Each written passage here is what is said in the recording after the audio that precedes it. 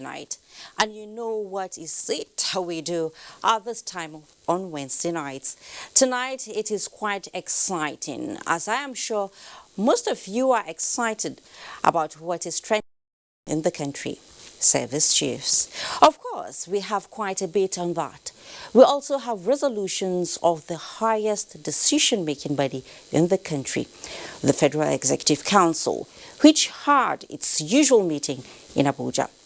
In these days of COVID-19 and life's difficulties, we have updates on the pandemic and stories on efforts to make life easier for Nigerians. Apart from the news on new service chiefs, we have other stories on the security architecture later in the program. Of course, we have sports update and what to expect on the weather tomorrow, which is Thursday. That is the outlook on tonight's program. Sit back now and let's serve you the whole package. After all, the taste of the pudding is in the eating. I am Fatima Buba, and this is News Extra. You're welcome. A new national quality policy has been approved by the federal government.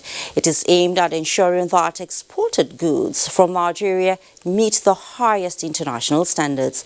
The Minister of Industry, Trade and Investment, Ni Adebayo, announced this while briefing journalists after the meeting of the Federal Executive Council. State House correspondent Adamu Sambo reports on this and other resolutions adopted by members towards sustaining Nigeria's trajectory on the path of achieving sustainable future. Presided over by President Muhammadu Buhari, the meeting was the second for the year 2021 and 31st to be held virtually in compliance with the COVID-19 safety advisory. 9 memoranda from ministries, departments and agencies were considered and approved at a high-level engagement that lasted about 3 hours. The new national quality policy is one of them. For a long time, Nigerian exporters have been suffering as a result of lack of quality of their goods. And we felt that it was time that we actually had a policy which will create a situation whereby the standards will be raised of Nigerian goods that are exported, and such that that rejection would stop. The minister also disclosed that Nigeria-Hungarian trade agreement was ratified by the council, which also approved a variation of a contract for a power project in the Kano Free Trade Zone area on behalf of the Nigerian Export Processing Zones Authority at 50 million naira. The fourth memo which was presented was also on behalf of the Nigeria Export Processing Zones Authority, and it is for the purchase of a property in Lagos to be used as the Lagos Zonal Office. Council has graciously approved the ratio of contract for the construction of substations project in Lanlate and Abeokuta. If we have those two substations fixed, the whole of Ogun State and most of the Southwest will have power improved. 124.2 million naira has been approved for the project by the council, which also noted that President Buhari's directive regarding the metering program for the whole country will soon be completed. Still on power, the council has given the go-ahead to the FCT administration for the installation of solar-powered street lighting facilities along the Karachi-Jikoi dual carriageway at 1.1 billion naira. The area, as many of you are familiar with, holds some very strategic public institutions such as the Treasury Academy, the new Correctional Center, the Armed Forces Post Service Housing Scheme, in addition to the Police Housing Scheme, among others. And of course, apart from beautifying the area, it also provides security. For the Ministry of Works and Housing, the 2 memos presented were approved, including the contract for the design and deployment of a contract performance compliance for highway and roads assets management system at over 203 million naira.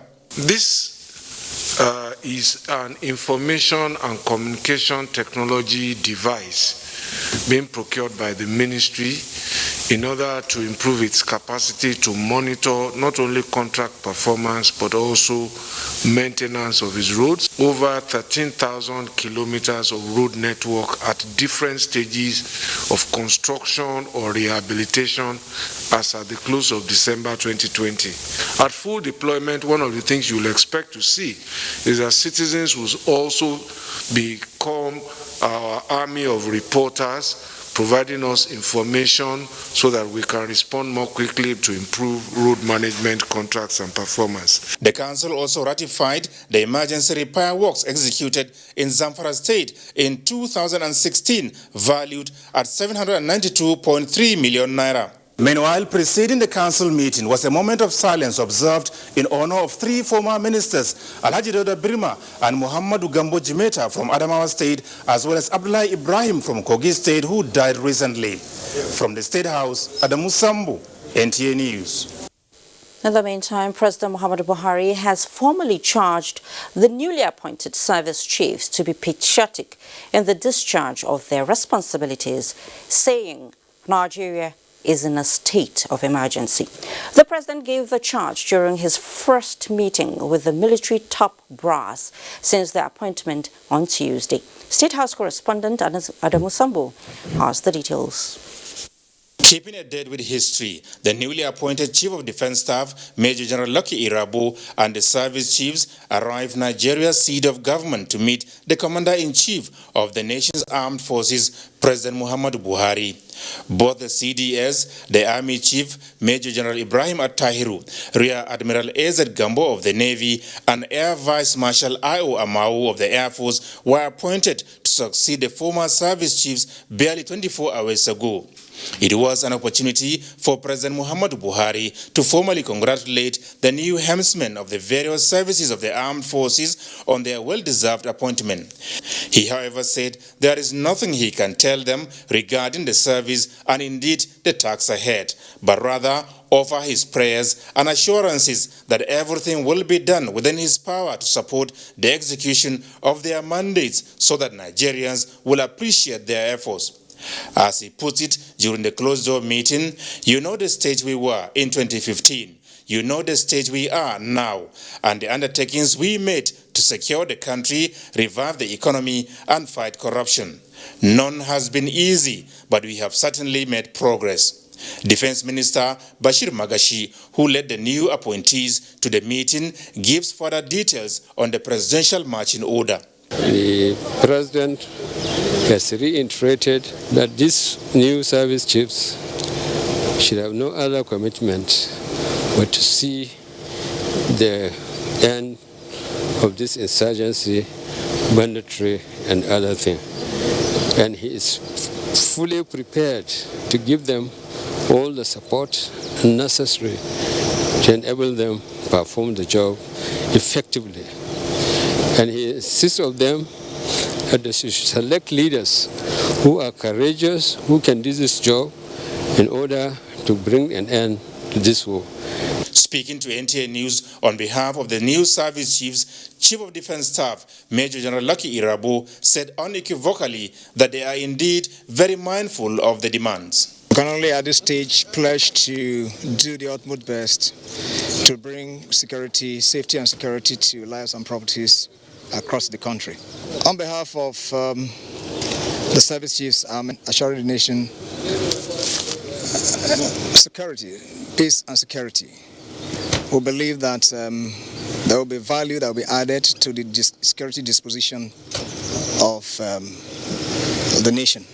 The message for the President is that we, knowing the current security environment, must do everything possible to add value to the security disposition, and that the expectations are high, and we're quite mindful of that expectation. So we collectively will work to achieve that. New strategies in the renewed battle against terrorism, insurgency, and other acts of criminality undermining national security and territorial integrity will be unveiled by the new service chiefs individually and collectively in days and weeks to come. From the State House, Adamu Sambu, NTA News. Thank you, Adamu. Now, to whom much is given, much is expected. The saying goes, and no less is anticipated from the new service chiefs, who are reckoned to shake things up in the war against insurgency and other threats to national security. Defense correspondent Najatu Tijani has that.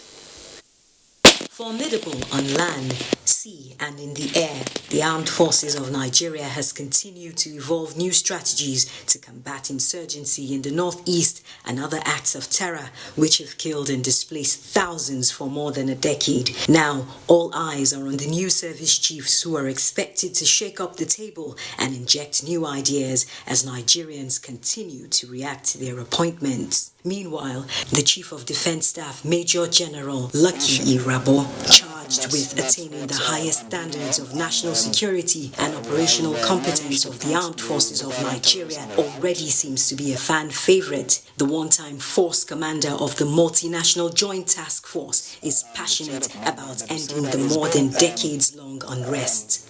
More or less, having to build on the foundations that have been laid and taking it to another level where success becomes the critical issue. And I think that's what I'm building on, and we have managed to put the Boko Haram terrorists on the route. The new chiefs will be confronting the sudden spike in kidnapping and banditry, and they will have to go back to the drawing board, a strategy which the Nigeria Association of Women Journalists say is expedient, as women, children and journalists often bear the brunt of the brutal attacks. It is important they also bear in mind that Nigerians are watching and the expectation is quite high. In the words of President Muhammadu Buhari, they may not be able to change the past, but they can change the future. Najatu Tijani, NTA News. And we wish them all the best. In another story, the Oni of Ife, Oba Adeyeye Enitan Ogunwusi, has described the appointment of the new service chiefs by President Muhammadu Buhari as not only refreshing, but a courageous undertaking capable of changing the narrative in the nation's precarious security situation. The highly revered monarch stated this while speaking to NTA News after a closed-door engagement with the president. State House correspondent Adamu Sambo has the report. The Oni of Ife, who is the co-chairman of the National Council of Traditional Rulers, was the first prominent Nigerian to visit President Muhammadu Buhari after the appointment of new service chiefs. He is here to formally appreciate the president for the bold step taken towards injecting a new lease of life in the renewed onslaught against terrorism, insurgency, and other acts of criminality, undermining efforts at maintaining national security and stability. It's a good refreshment. There is a new blood, a new intake, fresh ideas will come on board, and we have actually given very positive encouragement to Mr. President that he should keep it up. It's a very courageous move for fresh minds. At least there has been a lot of hue and cry of security issues in Nigeria now. We are not all safe. But this time around, with what Mr. President has done, and providentially I'm experiencing it at the seat of power, it's a welcome development. Everybody in Nigeria will be very happy about it, and we expect more of refreshment within the confines of his government, because it's a legacy that he's building for himself, and we are going to continue to support that legacy for the betterment of our country. Oba Adeyeye Ogunwusi also discussed with President Muhammadu Buhari the unhealthy relationship between herders and the natives in parts of Nigeria's southwest region. Political parties might probably want to hijack it, and to the glory of God, as the co-chairman of National Council of Traditional Rulers, it's our responsibility and our fiduciary duty to make sure that everything is right, all and sundry is in good shape. So the take-home here is Mr. President has assured that it's not going to be a political thing, that I should assure other traditional rulers that we must work with them now. It's very important for us to work very closely with the government so that we can separate the good, the bad, and the ugly. It's very important for us to separate the corn from the chaff. Politics shouldn't be mixed with the safety and security concerns of our people. The Ooni of Ife described his engagement with the president that lasted about 40 minutes as fruitful, fulfilling and reassuring. From the State House, Adamu Sambo, NTA News. In the meantime, Governor Seyi Makinde of Oyo State has made a case for increased federal government presence in the pace-setter state, especially in the security sector for sustainable peace, stability and socio-economic development. The governor made the request during his first formal engagement with President Muhammadu Buhari since coming to power. State House correspondent Adamu Sambo again reports that the meeting held behind closed doors centered on the security situation in the state, as well as efforts at enhancing the living condition of the people. There's been a lot of fake news all around, so I wanted to be sure that Mr. President clearly have a first-hand information, from myself. Which I did, and we also exchanged ideas about what we need to do better. Some of the programs that we have put in place to ensure that this security issue is tackled. I requested for more mobile police squadron to be deployed to Oyo State, and also our joint security outfit. We ask for support for them because the underlying issue here also has to do with limited opportunities. The tension will definitely go down if a lot of our youth are gainfully employed. Violation of COVID-19 protocols and guidelines is now a punishable offense in the country. This follows President Muhammadu Buhari's approval of the Coronavirus Disease Health Protection Regulations 2021. PTF Chairman and Secretary to the Government of the Federation, Boss Mustafa, says this is in exercise of the powers conferred on the President by Section 4 of the Quarantine Act. Mitari Ipeng tells us more. As contained in the Coronavirus Disease Health Protection Regulations 2021, the health and safety protocols and guidelines issued by the Presidential Task Force on COVID-19 on the recommendation of the NCDC shall be binding on all persons. No person shall be allowed within any public premises such as offices, schools, banks, worship places, and public transportation vehicles without face covering, hand hygiene, use of sanitizers, and temperature checks.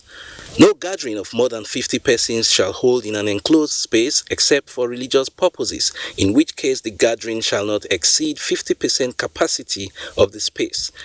Any person who without reasonable cause obstructs an authorized official from enforcement of these regulations commits an offense.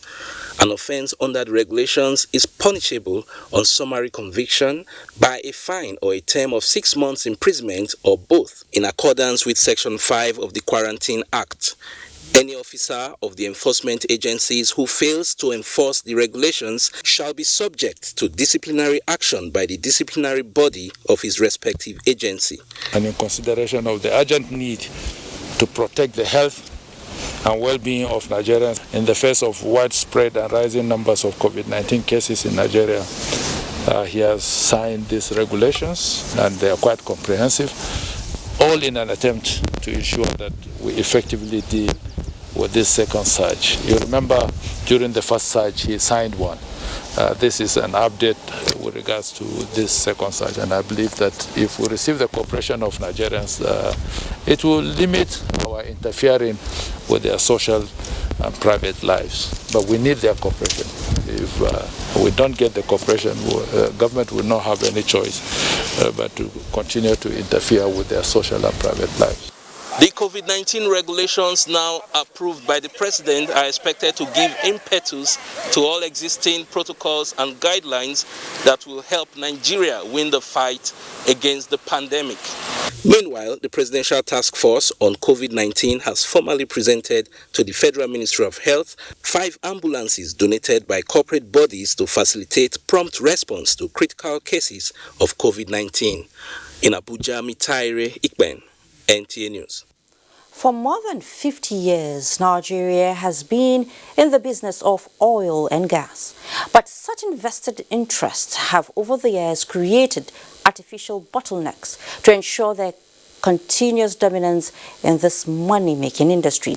National Assembly correspondent Lami Ali reports that that's all that is set to change as the executive and legislature work jointly on the petroleum industry bill.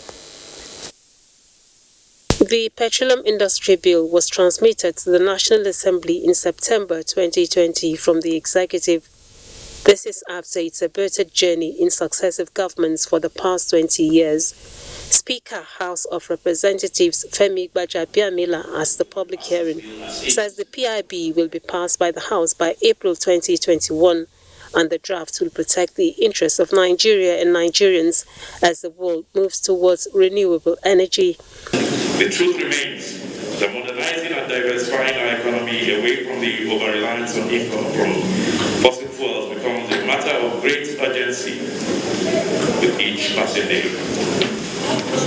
The irony, of course, is that to do this, we must first make sure our oil and gas industry is more productive, more efficient, and more profitable at a time of declining global profitability. The petroleum industry bill, when passed into law, would bring about the much needed reform in the oil industry, entrench efficiency and transparency in both upstream and downstream sectors, and bring operations at par with international standards. Minister of State Petroleum Resources, Timipe Silva, the Group Managing Director of Nigerian National Petroleum Corporation, NNPC, Mele Kyari, and the Executive Secretary, Federal Inland Revenue Service, Mohammed Nami, highlighted the advantages of the legislation to the government and host communities.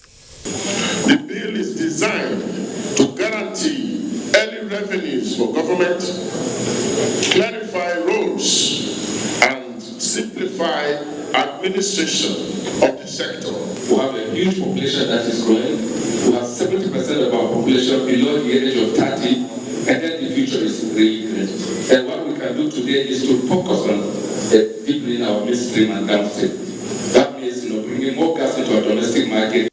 Tax administration of the oil and gas industry will also change, in particular, this fiscal of the upstream sector, where the dual tax regime, hydrocarbon tax, and the company's income tax will be adopted for the first time in the history of Nigeria.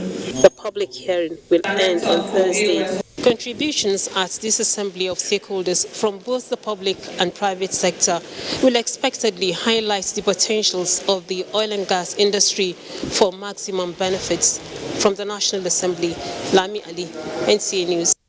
Now, the fear of the unknown is quite a common feeling with passengers of the Abuja-Kaduna train service as they disclose vital information through a profile before they can get a ticket.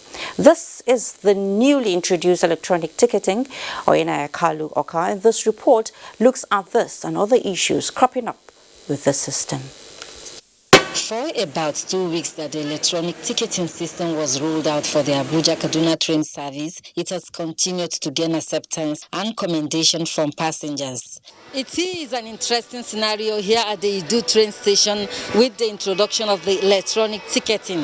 To some passengers it's been easy, while to others it's been difficult accessing the portal.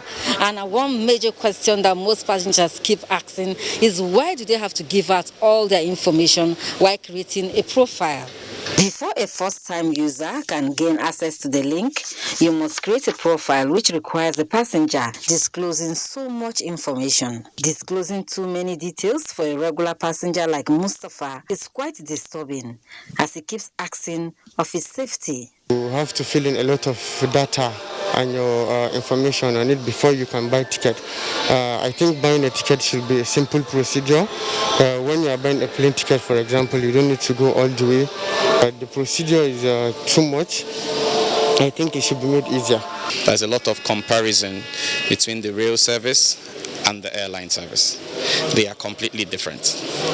Now, the rail service, this is starting, and for you to create a profile, there are different reasons for a profile. One is in terms of security. The other one is you also have a manifest behind. And it's a one-off thing. You don't do it always. It's just the very first time. For other passengers, logging into the website is not smooth and a bit difficult. I tried severally, but it wasn't successful because you will reach a point where they will send you OTP. But you wait.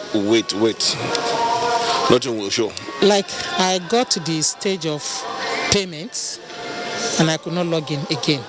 I paid via card. I paid online, so it didn't take me more than 3 minutes to set everything up. However, some of the passengers who could not gain in through the portal reverted to the ticketing office machine on ground at the stations. Federal government has continued to upgrade facilities at the Abuja Kaduna train stations. What you are seeing behind me is what we call the speed stars, which have been installed here for security and also as part of access control. So we are now installing the escalator. That also will make it easier for our passengers to get up to the platform and into their train. Reviving the rail sector in Nigeria is being given top priority by this administration. Oyina Kalo Oka, NTA News. Sure, we can see that, Reina. Balance and fairness are critical watchwords in journalism ethics. It goes to say that reporters must present all sides of a story in a manner that justifies accuracy and truth. But the heavy reliance on the social media feeds as news sources is raising fresh alarm about the impact of fake news on national development. Ayo Adewi in this report looks back at the reportage of NTSA's protests in Nigeria. Some believe journalists can never succeed in being completely balanced and fair in telling all sides of a story. Media experts, however, say objectivity in journalism helps the audience to make up their own mind about a story. A report is not complete if you don't get both sides of the story. Some media houses, including the conventional ones, tend to publish unconfirmed social media feeds that at best tell a story only in pieces, as many believed was done by the CNN during the NSAS protest in Nigeria. CNN merely said the videos were obtained by CNN without saying where from and whether or not it authenticated them. There is no denying the fact that deceptive news stories are blooming on the social media, and with the recent attack on the Capitol in the United States of America, security experts are raising the alarm over potential national security and intelligence risks. There are a lot of inaccuracies in the social media, so the danger is there, especially for conventional media.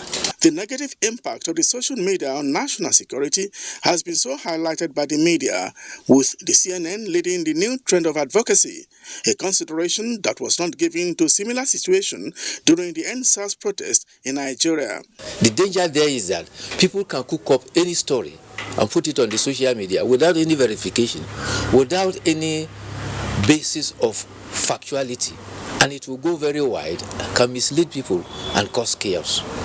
CNN reports indicating that the social media is still fueling extremism may have confirmed the federal government position that the organization's reports on NSAS protests in Nigeria relying on the social media actually aggravated the distractions. The NSAS protests were exacerbated by some of the exaggerations that were out there on the social media.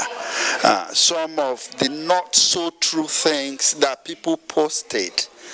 They inflamed passions and triggered people to act in a way that was antisocial. If CNN had done its investigation properly, it would have known how fake news and disinformation were trending during the EndSARS crisis. Dependence on social media information, which plays such critical role in shaping the socio-economic development of the society, raises new concerns about igniting cycle of violence and ultimately impact negatively on national security. Ayo Adewuyi, NTA News. You said it all, Ayo. Up ahead on News Extra, Humanitarian Affairs Ministry going places and living up to its mandate in many ways.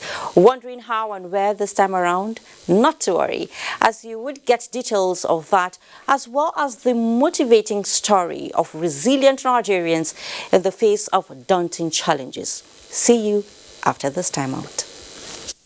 JJ has always been my father's hero. So this year, I wanted to do something really special. If I could just talk to JJ, I'm sure he would remember Dad. Mom says never give up. Hello JJ, it's me Victor. My dad's birthday is coming up soon and I want to surprise him.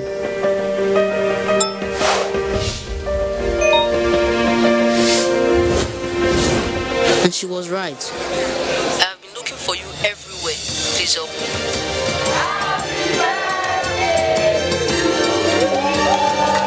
Hi Samuel, happy birthday, it's JJ. Happy birthday to my man. My dad is my hero, but now JJ is too. The best data plans in town. Find your first. Dial *777#. In my house, we may look alike, but we are very different individuals. My adorable twins, they look so alike, but they don't like wearing the same things. And my little man, he loves to learn his own way because doing things his way is more fulfilling. Everybody believes their way is best. That's why Golden Penny Pasta is our favorite meal. It allows me to satisfy everybody just the way they want it. Golden Penny Pasta, made with durum wheat, is tasty, nutritious, a source of protein and fiber. Golden Penny Pasta, your way is best.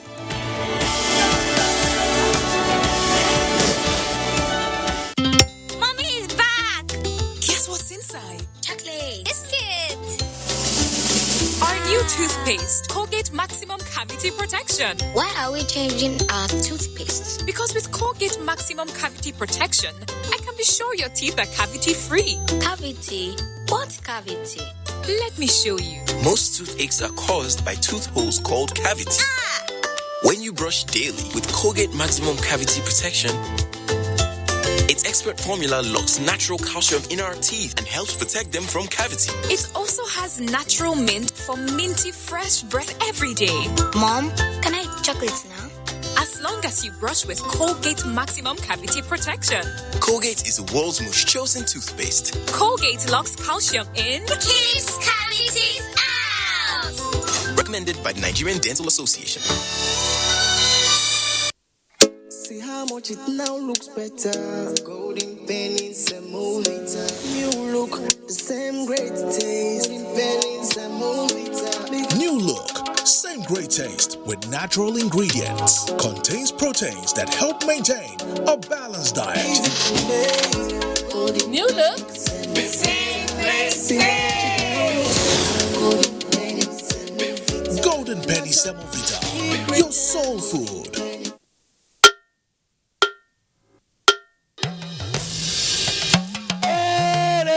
I bring you wonderful news. The village headmaster is coming back to your screen. Mo wire abi mi o wire. Teacher yo, a fẹ́ lọ wá nǹkan jẹ. Teacher jọ̀wọ́, a fẹ́ lọ wá nǹkan jẹ. Ọmọ onírẹsì ti dé. Ajebo na better school for last gidi. Not be all this on a rugged school for Ijabi. I don't know for you. It's called Oja Village. Kadesi. We no happy at all. And I know that even you too, you are getting a lot of orders too. Hey, we are trying, Shao. Sweep her leg out. She was standing there. Sweep it. I I love you so much. And how did I give you the impression that I was interested in that position? 50-year anniversary. You mean anniversary? I mean, I talk with that now. Not for me. Not for me because of Pamio.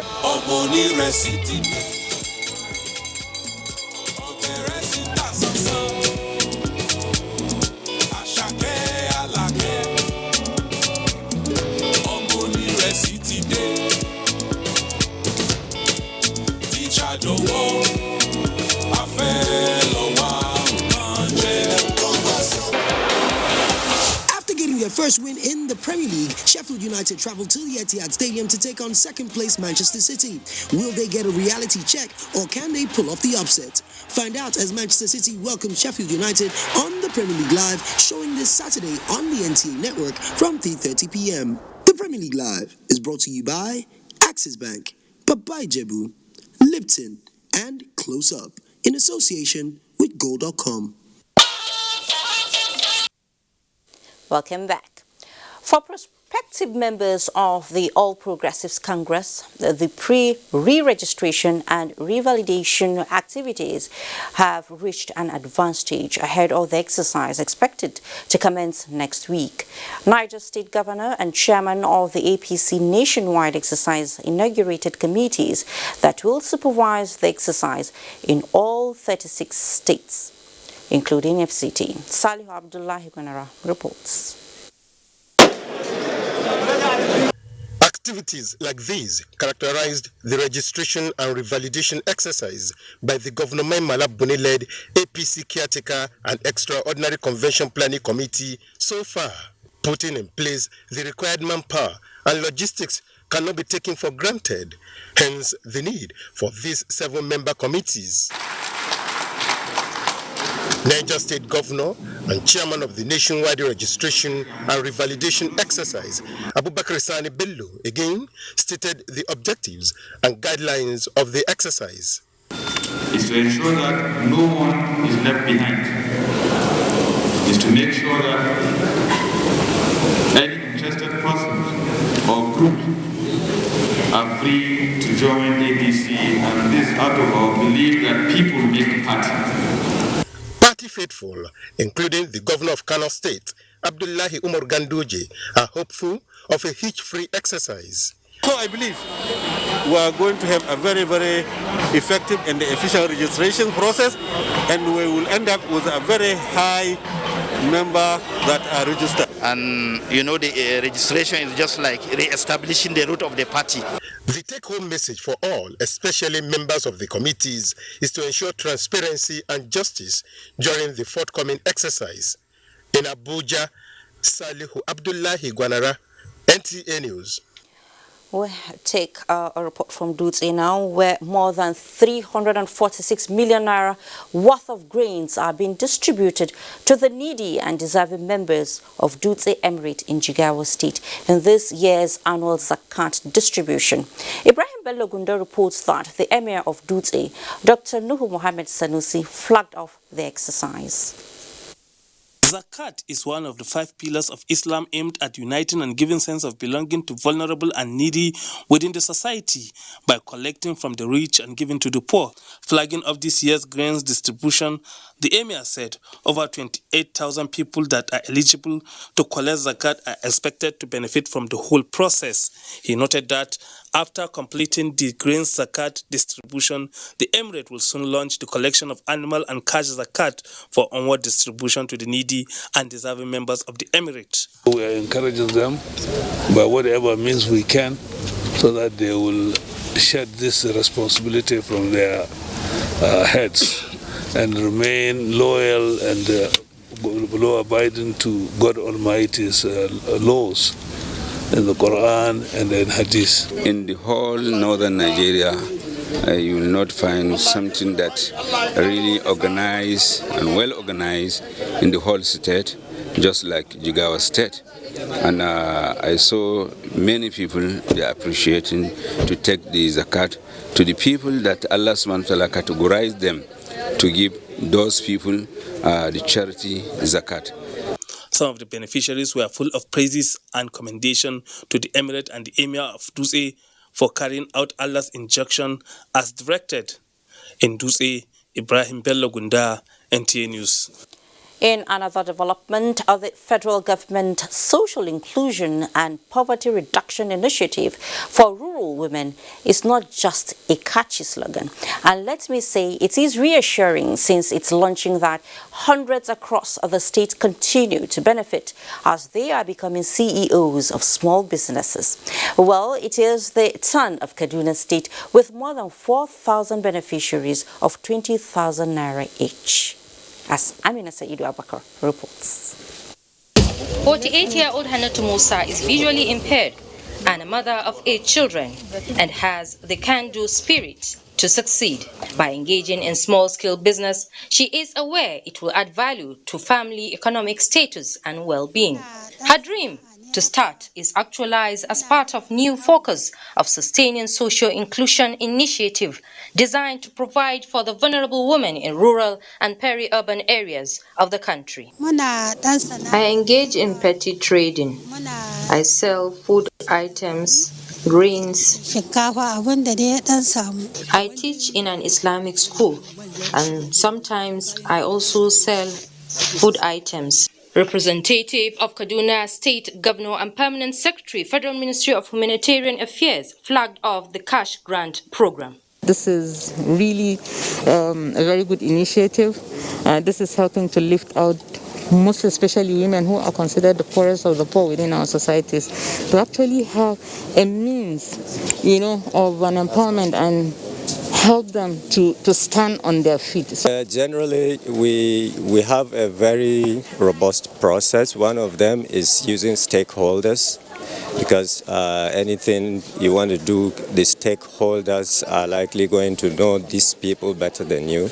The cash grant is expected to lead to an increase in the income of beneficiaries, in line with the target of improving the lives of Nigerians, especially women and children.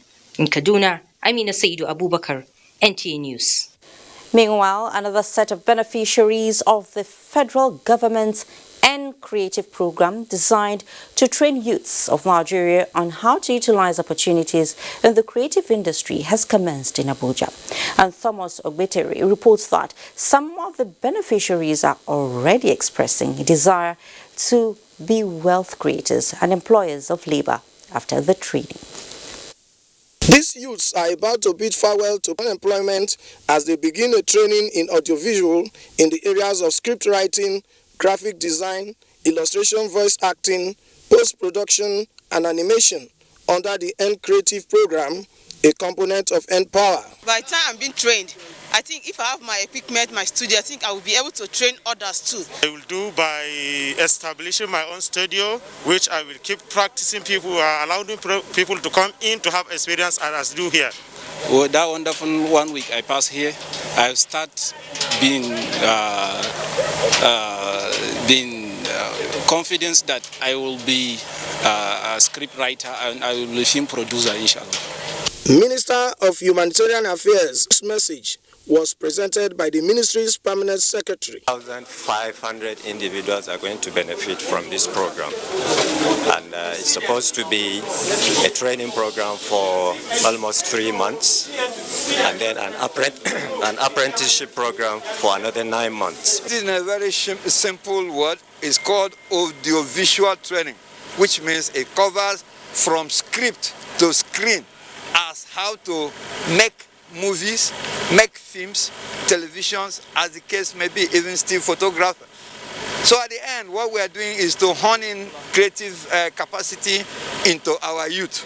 A tour of facilities provided for the training, some of which were fabricated by the former N-Power beneficiaries, was the highlight of the opening ceremony. In Abuja, Thomas Ogbetere, NTA News.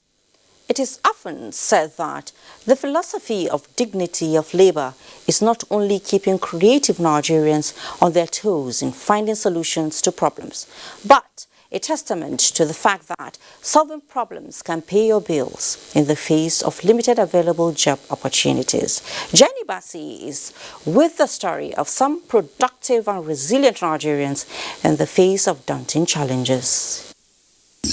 Isaiah, Olisa, and Chibike are a representation of young resilient Nigerians across the country who, despite the many challenges, are rising up to be counted as true Nigerians.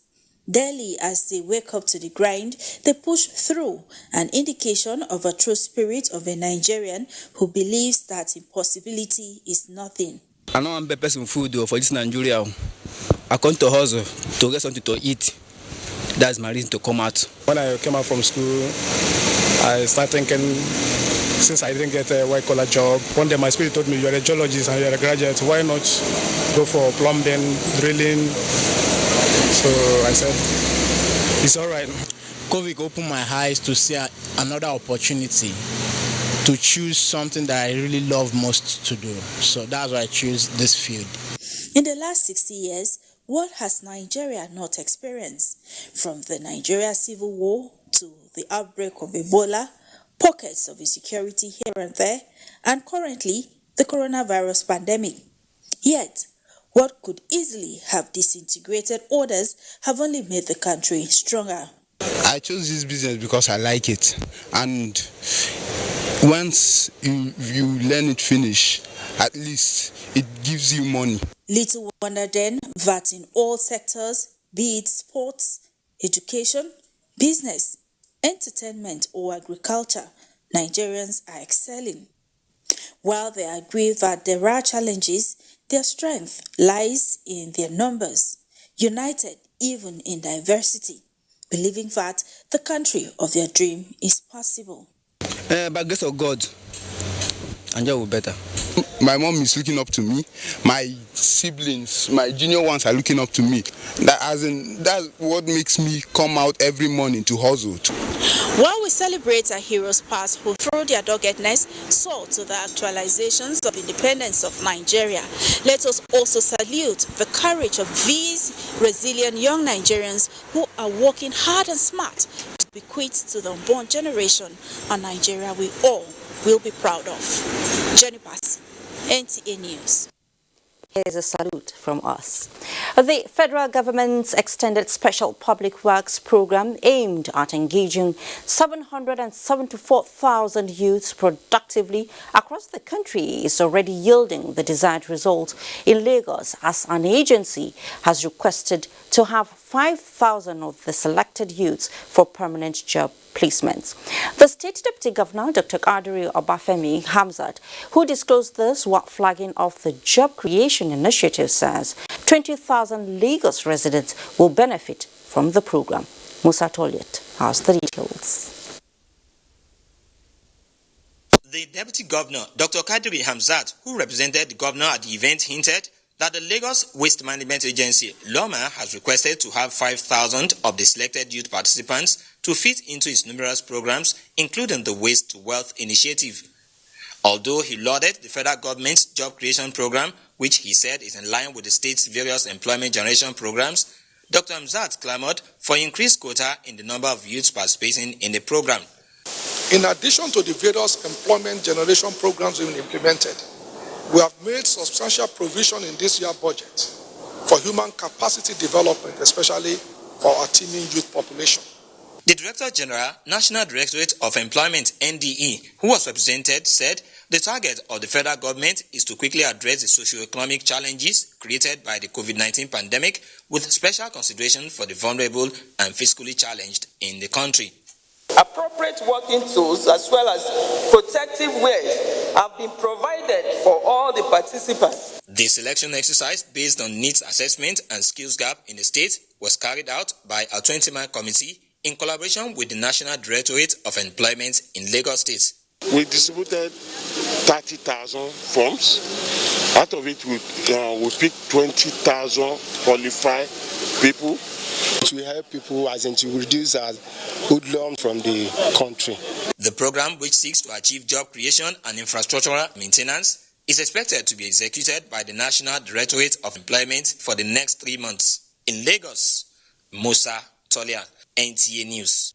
From Lagos, we head to Yola now. The National Commission for Refugees, Migrants and Internally Displaced Persons has reiterated the federal government's determination to continue to provide the necessary needs of internally displaced persons and other persons of need in the society.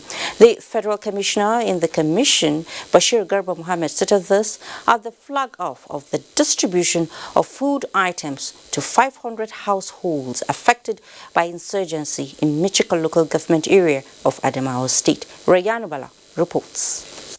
The 500 households who were displaced by insurgency activities in Michika local government area of Adamawa State have reason to smile as the National Commission for Refugees, Migrants and Internally Displaced Persons distributed food items to reduce their suffering and difficult moments they found themselves. I thank the federal government for the supply of all these products.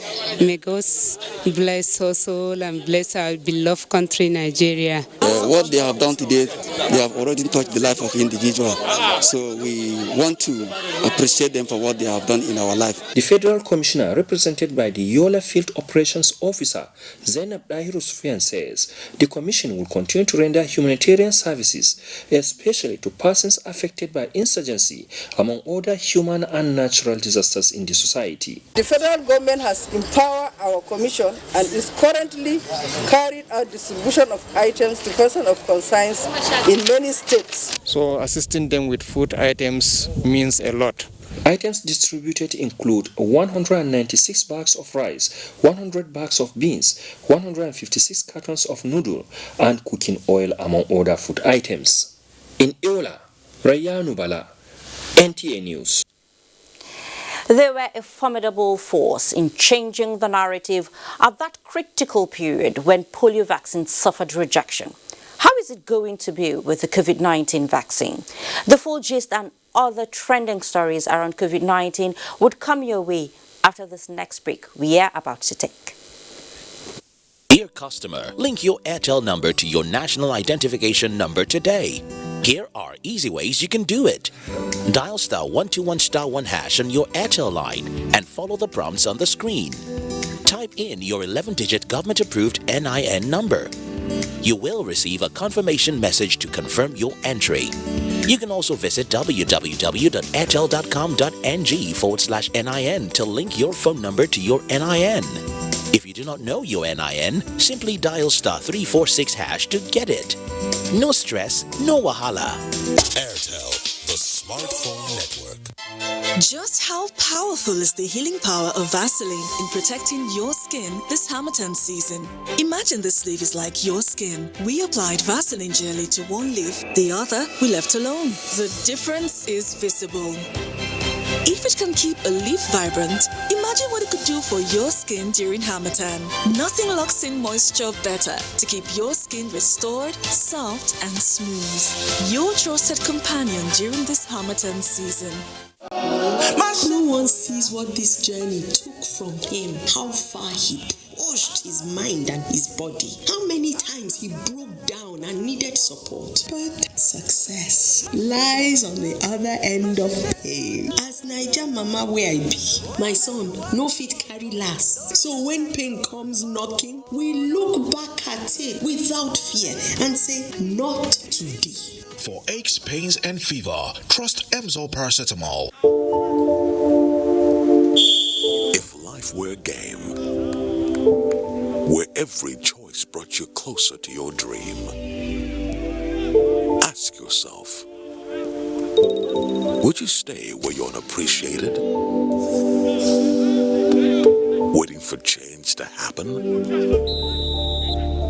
Or would you somehow take that first step to changing things for yourself? At ARM Pensions, we believe in taking action. Because when it comes to your retirement goals, it's not about who you are. It's about who you play with. Join the team of more than just pension managers. Join the team that appreciates you. Switch to ARM Pensions today.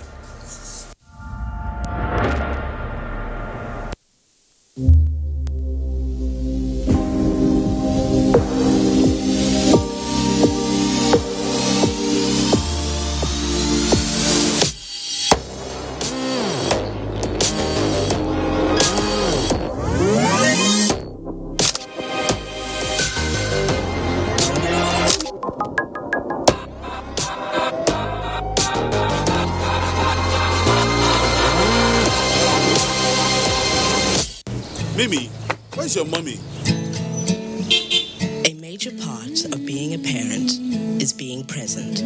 I struck out, and the winner is Mimi Idris. I missed you. Stay in the picture and be the parent you want to be. Call 0700 AXA Mansard today to speak to an AXA financial advisor.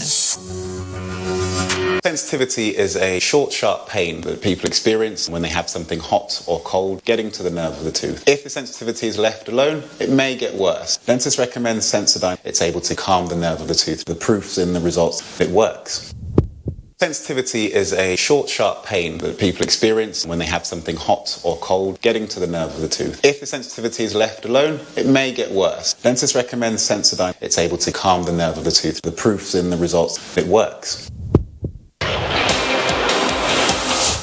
Their first win in the Premier League, Sheffield United travelled to the Etihad Stadium to take on second-place Manchester City. Will they get a reality check, or can they pull off the upset? Find out as Manchester City welcomes Sheffield United on the Premier League Live, showing this Saturday on the NTA network from 3:30 p.m. The Premier League Live is brought to you by Axis Bank, Papai Jebu, Lipton, and Close Up, in association with Gold.com. Great to have you back on News Extra. Nigerian Stock Exchange maintains bullish streak Wednesday with IMF releasing global economic projections for 2021. Let's join Musa Abubakar for more on business news. Take over, Musa. Thank you, Fati. The International Monetary Fund, IMF, projects global economy to grow by 5.5% in 2021 and 4.2% in 2022. The 2021 focus is revised up 0.3 percentage point relative to the previous one, reflected expectations of vaccine-powered strengthening of activity later in the year and additional policy support in few large economies. The IMF outlook says that although recent vaccine approvals have raised hopes of a turnaround in the coronavirus pandemic later this year, renewed waves and new variants pose concerns for the outlook.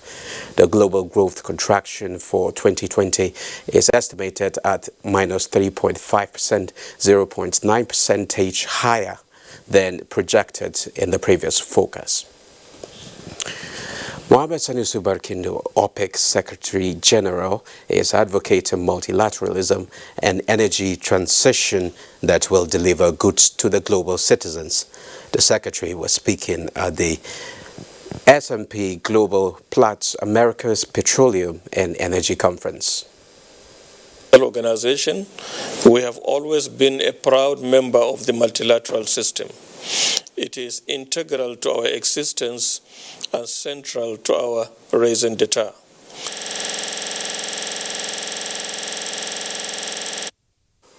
It was a positive close for equities at the end of trade for 27 January. The NSE All-Share Index appreciated by 0.83% to close 41,990.73 basis points, with market capitalization at 21.9 trillion naira. 543.5 million shares valued at 7.3 billion naira in 6,770 deals exchanged hands at the end of the trade. Well, Fatima, it's over to you. Well, interesting business package there, I must say. Thank you, Musa. Misinformation around COVID-19 vaccine, especially on social media, is spreading and already building some level of resistance, even as Nigerians await the arrival of the vaccine into the country.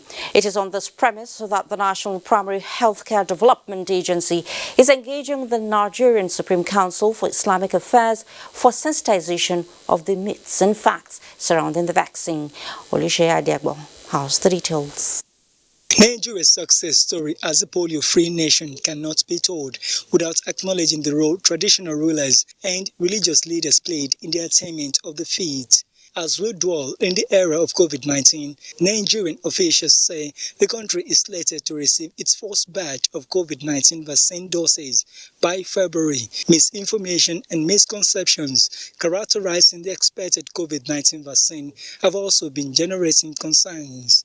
These are among other reasons the National Primary Healthcare Development Agency is bringing Islamic scholars under the umbrella of the Nigerian Supreme Council for Islamic Affairs to this platform to sensitize them on the myths and facts surrounding the COVID-19 vaccine. Engaging and sensitizing our religious leaders so that when they have the buy-in, when they understand the expanse of COVID-19, then they will be able to communicate with their followers in a language that only they can. Videos circulated, very negative videos. Now ask questions on that. But my own take, and I'm not giving answers to anything, if the vaccine is meant to kill us, will anybody wait for this vaccine, COVID vaccine before killing us? The participants also took turn to ask questions on conflicting issues in addition to the request of a vaccine safety surveillance system as well as integrity-based data that will make the information more convincing. In Abuja, Olusheye Adiagbo, NTA News. And as some cities around the world commence COVID-19 vaccination to curb further spread of the virus, Lagos, Nigeria's most populous state, has engaged manufacturers for procurement of vaccines to immunize residents. Jesuton Moses tells us more. From the outbreak of the index case of COVID-19 in Wuhan, China, to its declaration as a global pandemic in March 2020, to the enforcement of restriction order, and later the compulsory application of non-pharmaceutical measures, the fact that there is nothing with advantage without disadvantage became manifest in the case of the latest move, guests say, is a survivor antidote which should be embraced by a global community and apply with strict professional advice to avoid complications. We are targeting initially to reach at least 70% of Nigerians with this vaccine. Once they are vaccinated, at least it will boost the herd immunity, and boosting the herd immunity will enable us as a country to interrupt transmission. That is from the aspect of expecting the vaccines. A lot of preparation are ongoing to make sure that this quantity comes in that is safe and effective. We are preparing for the time that when we can say with confidence. I'm not saying that come next year, come end of this year or something, you're going to get the vaccine. But at least the major steps that needs to be taken are being taken right now. Guests commended the bold steps taken by the federal government to acquire and domesticate vaccines and ensure every state has a location to contain the rising figure of new infections in the country. That is a UK variant. We're able to determine that the UK variant is circulated in Nigeria, and this was done in a sample collected in Abuja on December 29. It's important for us to understand that, and then we can now discuss how best to use the resources that is available and get the best results. It should be a three-pronged approach. We're looking at the non-pharmaceutical intervention to break the transmission. We're looking at, vaccine so that it can give us, immunity. But double with that is also food, supplementation. As conversations continue to unfold on finding a permanent solution to the global pandemic, stakeholders are raising concern on the need to support scientific and orthodox methods in flattening the curve of COVID-19. In Abuja, Abubakar Usman Akwanga, NTA News. We apologize for other mix-up of that report. That was actually an excerpt from the Tuesday Live COVID-19 vaccine program yesterday. We'll now take you to Lagos and we'll take the report on the preparation for COVID-19 vaccine. Population density of Lagos has no doubt served to its advantage, as it is globally known and addressed the nation's economic capital due to the volume of commercial activities it witnesses on a daily basis. The fact that there is nothing with advantage without disadvantage became manifest in the case of the state since beginning of the corona scourge. The state, since the record of the incident case, remains the epicenter of the pandemic with daily spike in figures. The state governor and incident commander Babajide Sanwo-Olu disclosed that the government is developing strategy to articulate criteria, guidelines, and regulatory framework for monitoring the vaccination exercise. We have also opened discussions with various vaccine manufacturers so that when the vaccines comes eventually, we can ensure that Lagosians are well catered for. Residents also comment on some things that government needs to put in place before the arrival of the anticipated vaccine. The Ministry of Health can create a platform to educate those people, every other person, on how important this vaccine is. Vaccine is important because it's a way of immunizing us to make sure that we don't die easily. Whenever there is issues of vaccination, there are many theories against it. Don't forget, polio, those who refuse to be vaccinated, they suffer for it. Meanwhile, the state government is intensifying efforts to reduce rapid spread of the virus among residents. In Lagos, Jesuton, Moses, NTA News. Nigeria, no doubt, is experiencing an increase in COVID-19 cases as the second wave of infection sweeps across the country.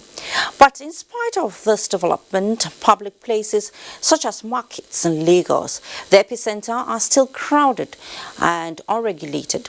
Victoria Olabode, who visited one of the popular markets, reports that residents were seen carefree and busy interacting in total disregard for the COVID-19 protocols. We take face masks and protect ourselves. It's very good. I believe, but now tell us now government talk am. As government talk am, na so it will be. As at now in Nigeria, Lagos remains the epicenter of coronavirus cases as the second wave of the disease ravages the world. The government, through the media, has continued to warn and sensitize the populace of the inherent dangers in not adhering to COVID-19 protocols, as the second wave of the virus has been proven to have recorded more fatalities. We've been building oxygen triage centers, 10 of them, at some of our secondary health facilities. And we've commissioned, like we did mention, about 4 or 5 of them now. Now, the general impression that COVID doesn't exist and is a disease of the affluent or people that travel is, yes, it's a mindset. But I think with the second wave and with the larger number of people that are being infected, it's touching every home. Despite the efforts of the government to contain the deadly disease, residents of Lagos have continued to throw cautions to the wind. I am following the COVID-19 protocol. It's just that I just came out now to receive a little fresh air. I came out. I forgot my nose mask where I'm buying ice cream. Right now, it's an inconvenience to me because of my head tie, so I have to remove it before I can put it on. A market official expressed his predicament at ensuring buyers and sellers abide by protocols. Nothing like social distance, nothing like face mask. The virus can spread more than what we expect. Tejo Market is one of the popular markets in Lagos. Buyers and sellers only hope that the virus will not get out of hand as government is trying all its efforts at containing its spread. In Lagos, Victoria Olabode, NTA News. The saying, prevention is better than cure, was the watchword at a capacity-building workshop for teachers and nurses on combating COVID-19 using school health approach. Kenneth Nanim reports that participants were drawn from schools within the FCT. Information on COVID-19 is already in the public domain. What the workshop is doing is to raise more awareness to galvanize action on school children to imbibe and practice all the precautionary measures against COVID-19. COVID-19 has to do with a lot of things. And because we place the safety of our children in the hands of these people here, we need to educate them, even if they know. It cannot be too much. Education is not too much.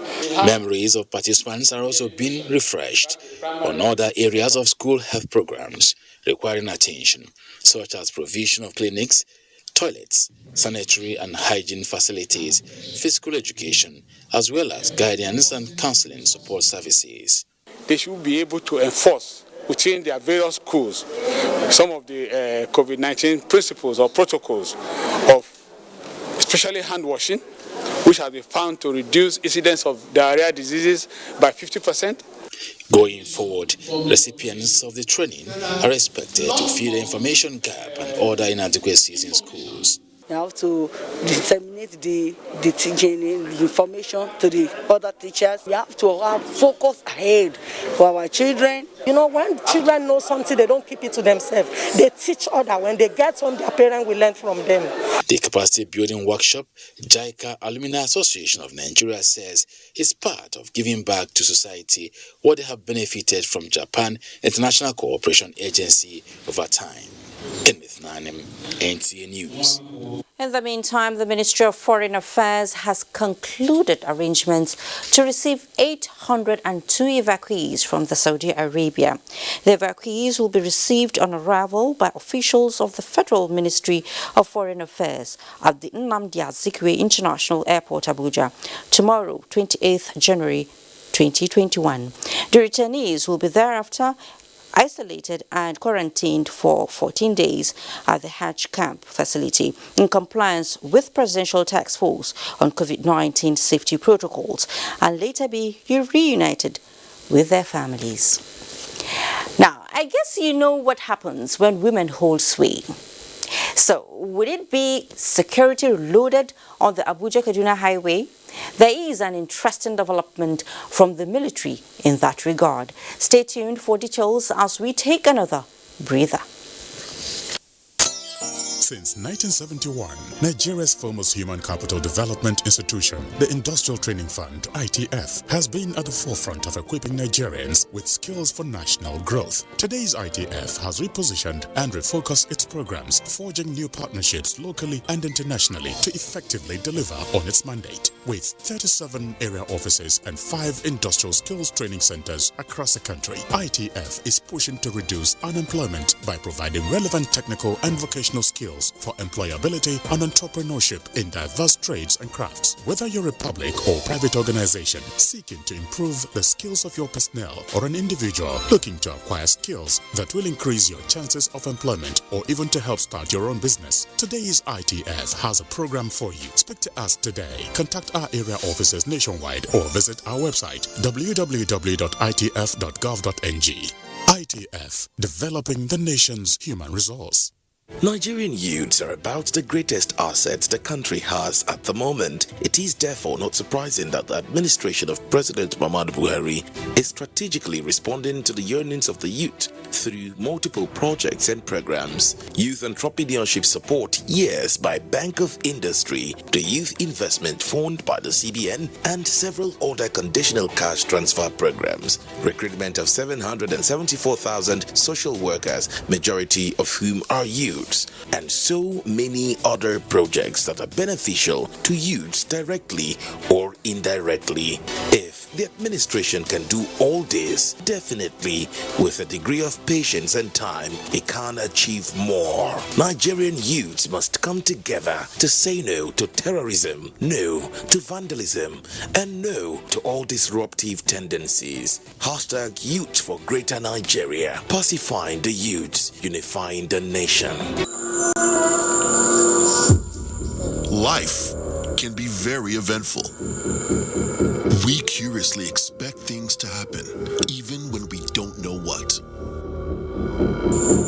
Our human nature makes us like and repost lots of information. Some are unverified, inciting anger and hate. Sometimes innocently, other times the urge to break it first. This, in most cases, has caused destruction in many nations.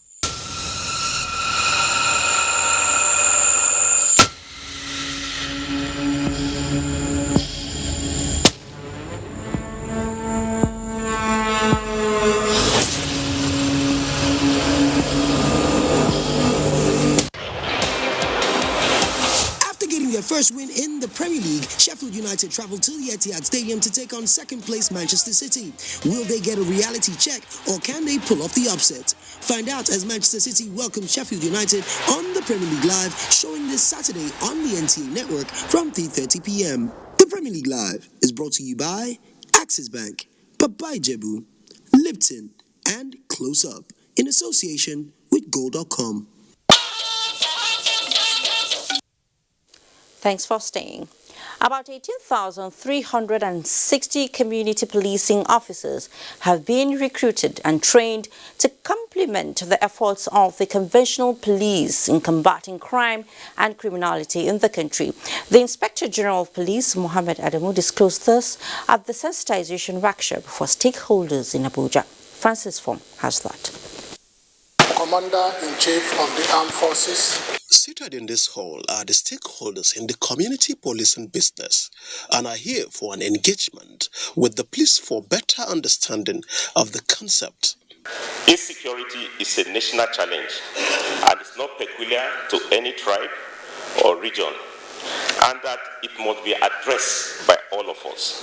Police has a role, yes. Community, you also have a role. The present police needs confidence building, and that is the responsibility of all the Nigerian citizens. I'm confident that at the end of this program, all the participants will be better equipped to partner with us in not just advancing the community policing project, but in working hand in hand with the Nigeria police towards addressing criminal tendencies that are threatening our communal values. Minister of Police Affairs, Muhammad Maigari Dingyadi, who delivered the President's address, calls for strong partnership between the police and the community towards addressing peculiar security challenges. It is only by working together that we can present a common national front towards defeating criminal elements that are constantly threatening our values and our internal security interests. The sensitization workshop is expected to move down to the 6 geopolitical zones of the country. In Abuja, Francis Fong, NTA News. In another development, the Nigerian army has deployed special female troops to the Kaduna-Abuja highway to further tackle kidnapping and banditry in that axis. The Kaduna State Governor, Nasir El-Rufai, received the troops at a base provided for them at Kakao along the highway. Mohammed Umar reports. The fight against criminal activities on the Kaduna-Abuja highway is getting more support, with security agencies deploying more troops to keep the roads safe. The latest being these female soldiers from the women wing of the Nigerian army. The 100 female combatant soldiers are here to add value to the ongoing operations on the Kaduna-Abuja highway to deny the bandits any action on this road. They are to support the officers and men of Operation Thunder Strike for the security of motorists flying the road. 50 of them will be stationed here, while the other 50 will be at Giri. And they have been deployed for these operations and provided all the required logistics and their requirements to operate. This facility has been made available by the Kaduna State government to the troops for the period of their assignment. Governor Nasir Ahmed El-Rufai assures them of necessary support for the success of their operations. I am quite confident that they will discharge themselves to the highest standards of professionalism known with the Nigerian army. I'm gratified that they have finally brought women to address the problem, and I'm sure things will be better. With this deployment, hopes are high that security challenges on the Abuja-Kaduna highway will be overcome. In Kaduna, I am Muhammad Umar, NTA News. What a man can do, just help me complete the statement. Well, the national leadership of the Radio, Television and Theatre Art Workers Union, RATAW, has pledged unwavering commitments towards full digitization of the nation's media space. The national president of the union, Comrade Kabir Garabatsani, says this during a visit on NTA's management. Abakar Usman Akwanga reports. Attainment of a full digital system in the 21st century broadcast era remains the aspiration of key players in the media industry, with the NTA at the forefront in actualizing the feat. This, the national leadership of Ratau says it is proud to associate with the NTA under the transformative leadership of its Director General, Yakubu Ibn Mohammed. The union mentioned welfare and improved condition of service as key and advocates major reforms in the MBC Act to pave way for maximization of all frontiers of professional assignments. As regards to capacity building and enhanced productivity, training is a very vital tool. A sector such as ours requires regular training and retraining of staff to attune them to the realities of the job. Director General NTA Yakubu Ibn Mohammed loves the critical role Ratau is playing in sustaining the broadcast ecosystem and urged them to be strong, united and progressive in managing affairs of the union. What we are doing in NTA is to make sure that all our zonal centers and all our state capital stations are fully digitalized. The Director General also appreciates the federal government and National Assembly for continued support to the transformation process of the NTA and pledged to prioritize staff welfare and facilities. In Abuja, Abubakar Usman Akwanga, NTA News. Let's take sports. Nigeria in pole position for FIFA Council membership. This and more on Sports Update.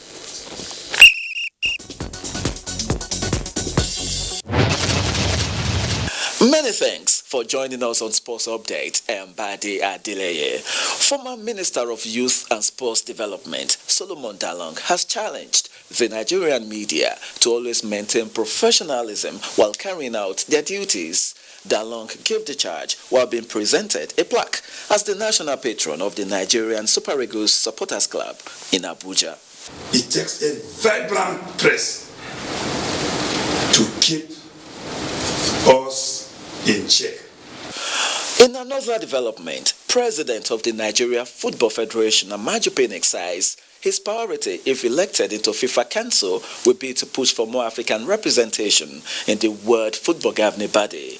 This follows Pinnick's clearance by FIFA to contest in the CAF elections coming up in March. Meanwhile, NFF General Secretary Mohamed Sanusi has called for support for Amaju Pinnick in securing the FIFA post, saying he represents not just the interest of Nigeria, but the entire African continent. We want Nigerians to forget about the differences and see this as a Nigerian project.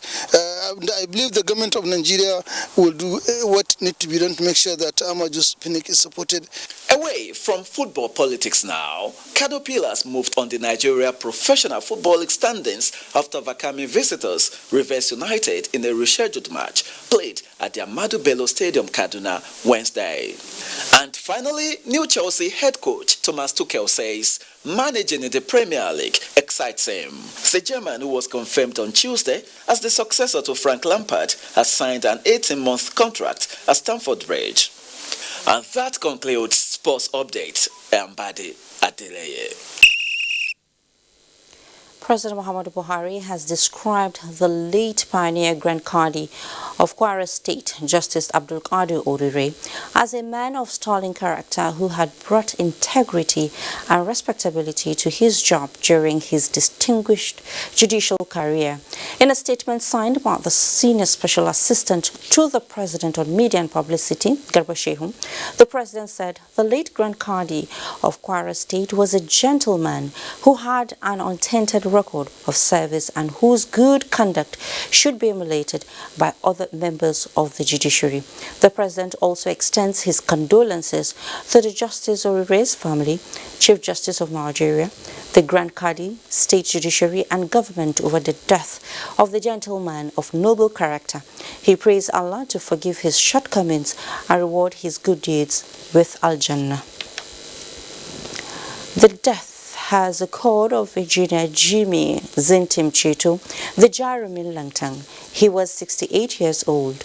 A burial program released indicates that he will be buried at the family burial ground, Turakin Langtang, South Local Government Area of Plateau State, on the 29th of January after a funeral service by 7:30 a.m. at Koking, Yegirin in Jos. And before we go, a quick check on Thursday's weather prospect. Welcome.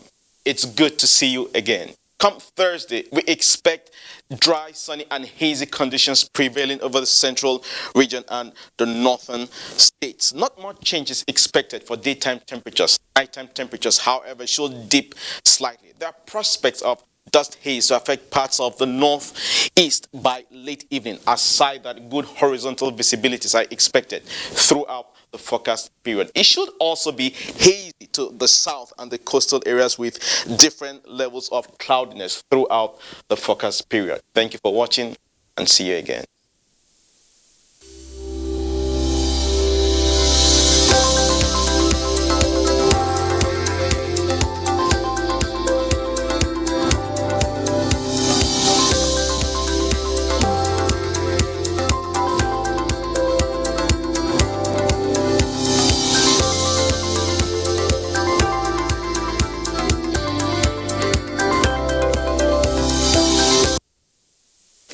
And that's it on News Extra for tonight. Thank you so much for being a part of it. Please stay safe. I am Fatima Umar Buba. Enjoy the rest of your night.